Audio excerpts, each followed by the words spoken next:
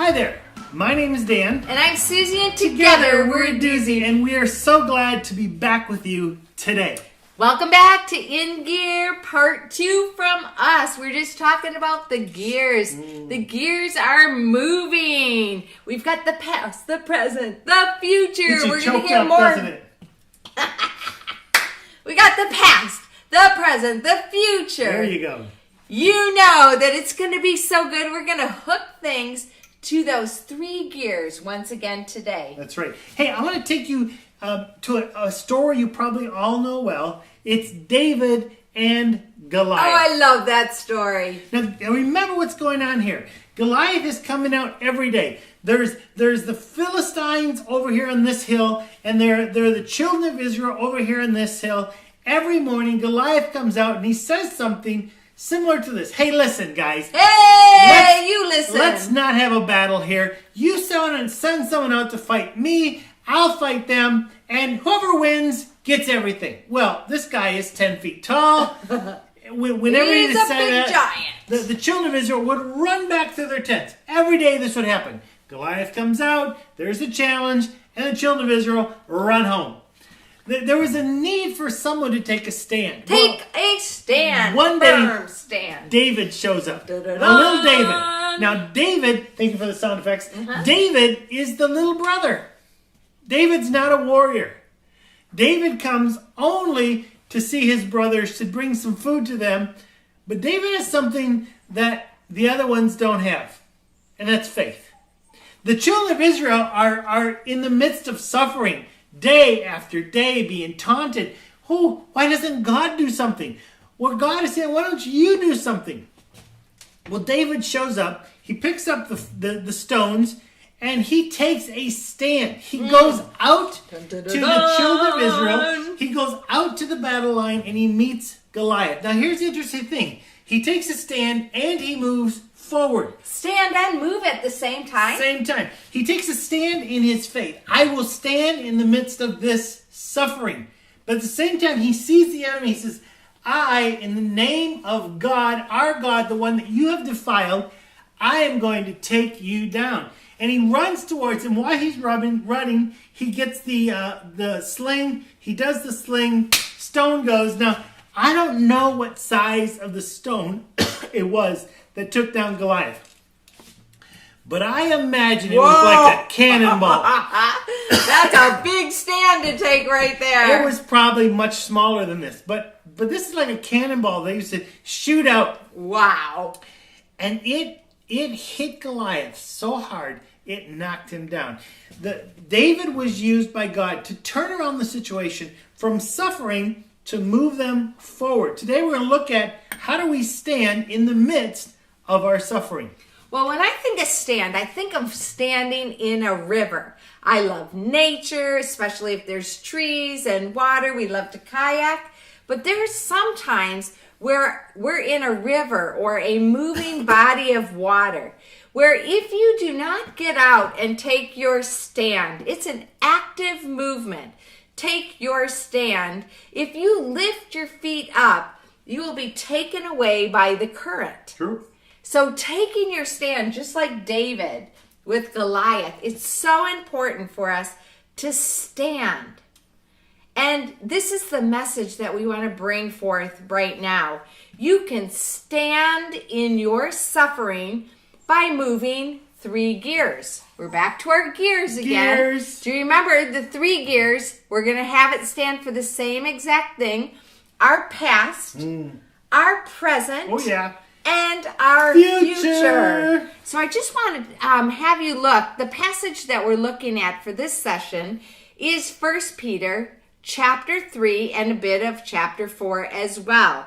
And so in 1 Peter 4:13, it talks about who's going to harm you if you're eager to do good. But even if you should suffer for what is right, you are blessed.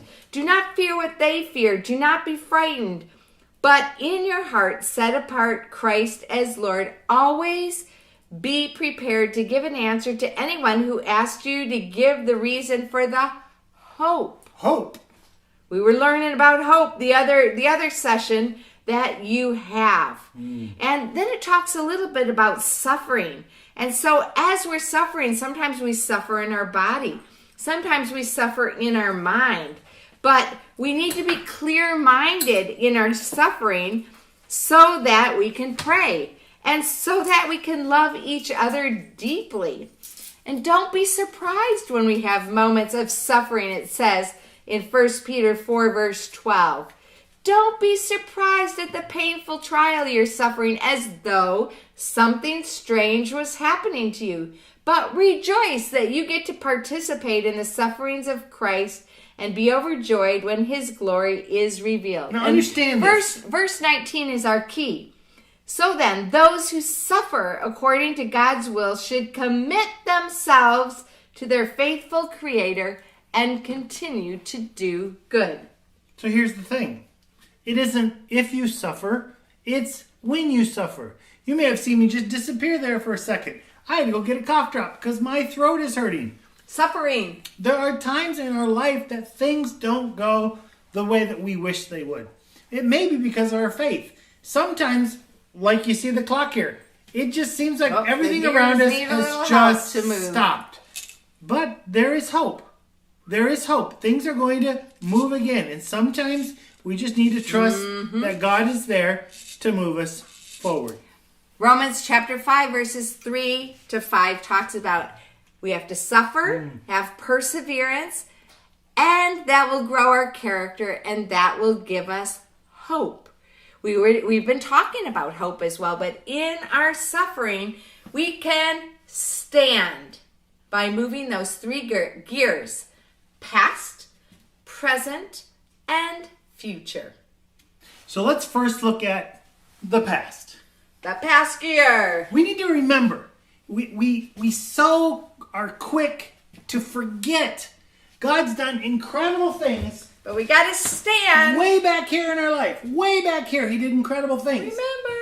We got to remember that. Remember, so what are the lessons that we learned from being in the suffering of the past? I don't know about you, but many times for me when I'm in the midst of the suffering, I don't like pain. Do you? Most of us don't. When I'm in the middle of suffering, I am not learning those lessons. But when we remember the past, it gives us a bit more perspective on our standing right now. Because God is faithful. So what we have to do is tell the stories of his faithfulness. Tell us a story. The stories are so important. The Bible are a group of stories that encourage us. There are stories from your church and stories from your family. Just the other day I was telling a story about my shoulder.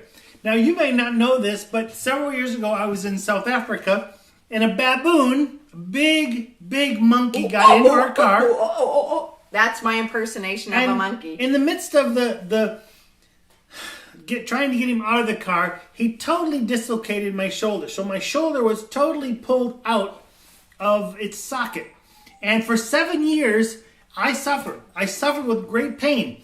Now, I'm glad that the baboon did not eat me. Okay? Me too. I would not be telling the story if he had. But the story was that because he came into the car, because he was very violent, I lost movement really in my arm and my shoulder. Lots of pain. For 7 years. And on Thanksgiving Day, probably 10 years ago at least, maybe 12 years ago, I was at Susie's brother's house and I was telling the story about the baboon like I had so many times. People always ask me to tell stories about the baboon. At the end of it, Susie's brother said, "Hey, you know what? That story needs to end."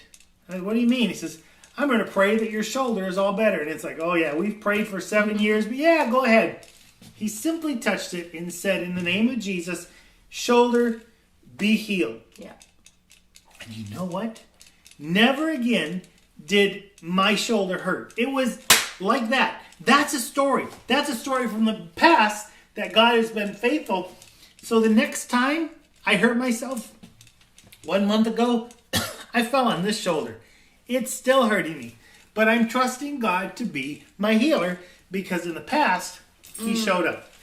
So for me, when I'm thinking of a past story, I think of living in Poland. And what was suffering for me was learning the Polish language. It's tough. They say for English speakers, native English speakers, Polish is the second most difficult language to learn, right after Japanese. And so here we were living in Poland, and I wanted to connect with people who live there. I love people, and I needed to speak to them. And so it felt like suffering to learn the language. But when I got a mind shift, when I look at it now, I was like, wow, every drop of learning the language was worth it for the connection. And there's something that happens in our brain when we're trying to think about things, and it's called neural pathways. It's like roads in our brain, and the way we think repeatedly, we make easier neural pathways, ways for the electrons to join the message, to get the message across, and it becomes like a really wide highway. Well, what happens when we think of our suffering of the past as traumatic? We've got two sides of our brain. We've got the right side and we've got the left side. And the right side is what's called the creative side of the brain. It's kind of big picture. It's fluid. The left side of the brain is details, specific details. Well, what happens when we have trauma or tough times in our life? We usually store those traumas down in the bottom right of our brain. And in that place of the brain, it's where creativity happens as well. But in that place of the brain, things are fluid, as if the suffering is still happening.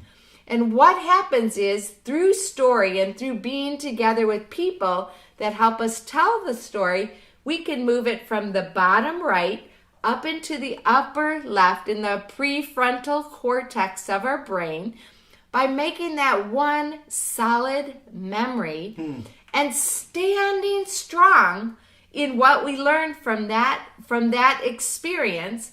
Not that we're still learning, we're still in the middle of it, but we learn from that and we put it in this place where we can remember and we can thank God for who He was in that place. And that helps us in the present. So we've gone from the past into the present. And the present reality is we need to show up. It's so easy to sit back and let someone else show up. But in the present, if you are alive today, you are in the plan of God to make a difference in this world today. So you can stand in your suffering by moving the 3 gears. The first is the past, where we remember. The second is the present. The gears have stopped again. Did you notice? Oh, it needs help. We work with people around the world. Gears. We work with people around the world who find themselves sometimes stuck. The machine has stopped. Yeah. We have something called the fully alive revolution. And we have people in their 20s, in their 30s, in their 40s that join us to see how do we move from stuck to motion. It's going. How do we get back into motion? We have a lot of teaching that helps people get started again. It reminds me of this. I like money. I don't know if you like money, but I've got a dollar bill here. Now, a dollar bill is not a lot of money, but it's certainly better than no money. I love the dollar bill because some of the designs on it. I love the eagle. I love the eagle. It's just, to me, the artwork that goes into this is incredible, but still the value is just $1. In the present, we invest in what we have right now. Now, all of us are like, but I want the future. I want to know what the future is. I want to grow. I want to be so much better in the future. But we invest what we have right now. So I'm going to take this $1, okay? Just want you to notice, $1. And I'm simply going to fold it. Because what I want to talk about is showing up in the moment. We invest in the moment. We invest in right now. Not someday. Not when I'm older. When my parents' age or when I get that new job. No, right now we invest. In the present, we show up. And what we find is because we do that, God takes us because we show up and He grows it. See that? That's a 20. I like a 20 much better than a 10. But that comes from showing up. And that's what we try to do with the Fully Live Revolution, is we take people right where they are and help them see, this is where you're standing right now, but where do you want to go? And we help them move to that place, fully show up, even in the midst of their suffering, so they can move forward fully alive. One of the things we're working on this week is what we call a caterpillar change tool. And let me tell you just a little bit about it, because it's all about mindsets of where we are right now. If you are suffering and you need some help taking your stand, the caterpillar change tool might be a good one for you. Because if you know, in the metamorphosis process, the caterpillar is the one who's all self-focused. Eat. Self-focused eating, and they're thinking about me. Well, if my mindset is on me and being stuck, then I am never going to fly like the butterfly.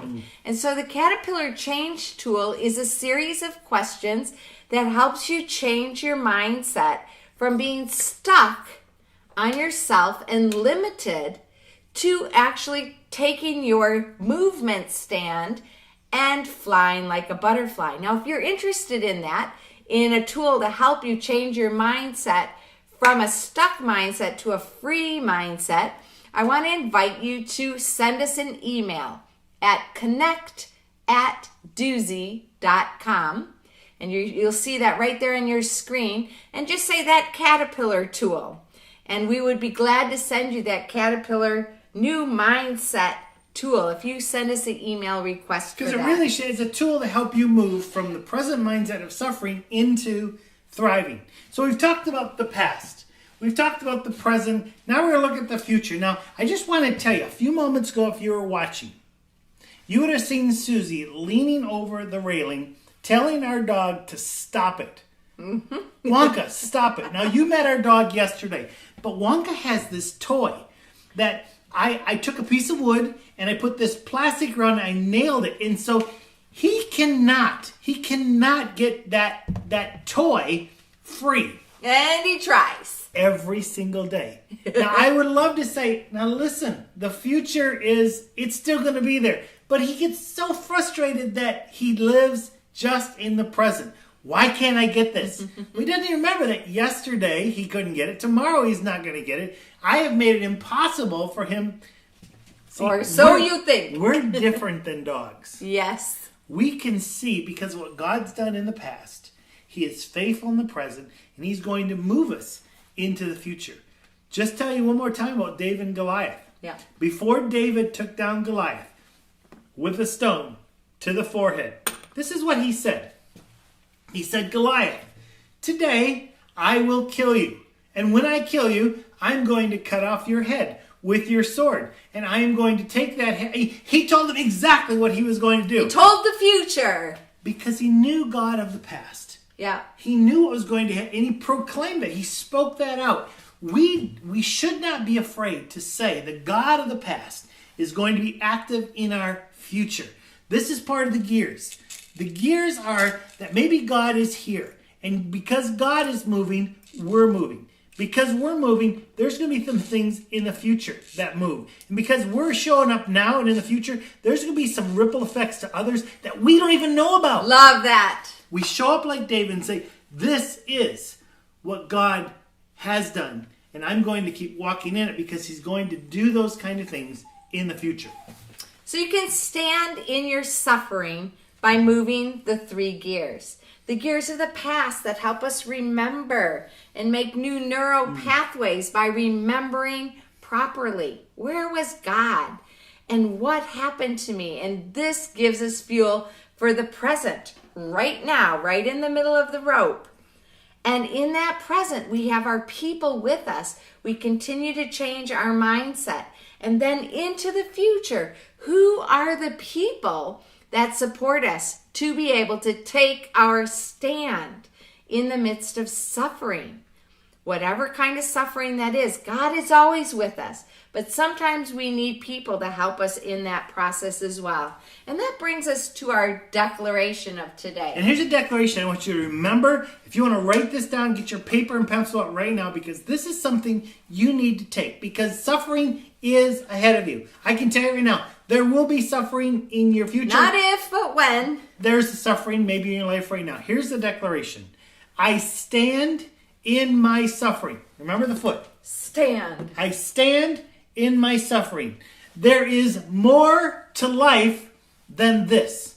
This moment is not going to define you. There is more to life than this. My shoulder being taken out by a baboon, not going to define my life. Not knowing my language in Poland did not define my life. I was able to suffer through and come out with the bonus of connection. So what we do is this. The gears of life tell us that we stand in our suffering because life, there is more to life, much more to life than this. The God that was present in the past is present in the future, and he will be present in the future. We need to make sure, did I say that right? Past, present, future. Look at my foot just walking there into the future. We need to stand, and in our standing, we need to move forward.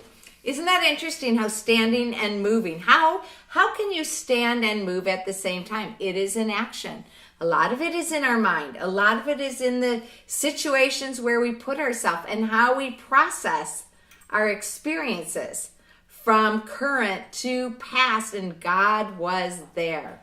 These people were there. God wants to use this because our suffering will take us to hope, and hope will never disappoint us when we have our hope in God. So may God bless you on the journey. If there's any way Susie and I can help you, please contact us at connect@DUZIE.com. We have a lot of resources on YouTube. If you're a YouTube person, go on DUZIE Potter.